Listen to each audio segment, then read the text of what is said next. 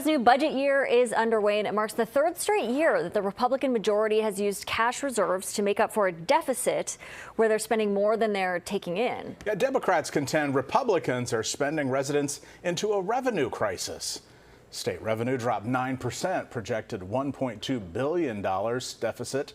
State forecasters said in March that revenue fell more than 9% last fiscal year, creating a $1.2 billion deficit. It follows a series of tax cuts, which have reduced incoming revenue.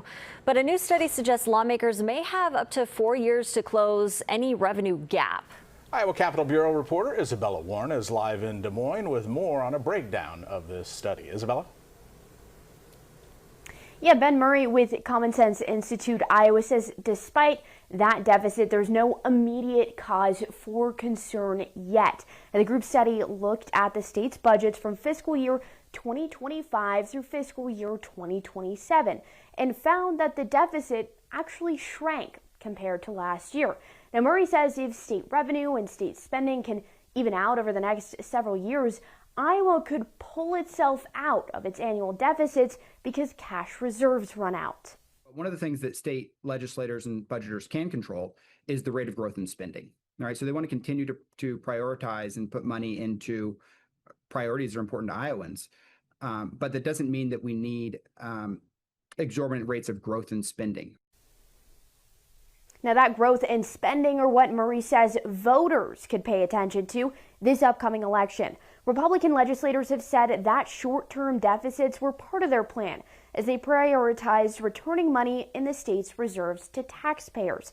But Iowa Democratic House Leader Brian Meijer called the state's budget deficit a, quote, fiscal death spiral. Earlier this year during the legislative session, Meijer said Republican tax cuts are not helping Iowa's economy like Republicans promised. And unfortunately, the economic development and growth that was promised 6 years ago with these tax cuts has never materialized.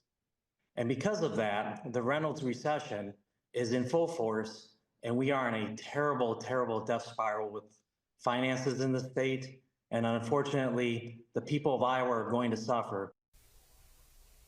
Now, Democratic gubernatorial candidate Rob Sand has criticized Republicans for the deficit, says if he's elected, he would legalize marijuana to increase those revenues. And his opponent, Republican candidate Zach Lane, has called for cutting wasteful government spending. In Des Moines, I'm Isabella Warren. Isabella, thank you. $2.5 billion is projected to be left in the Taxpayer Relief Fund after this fiscal year.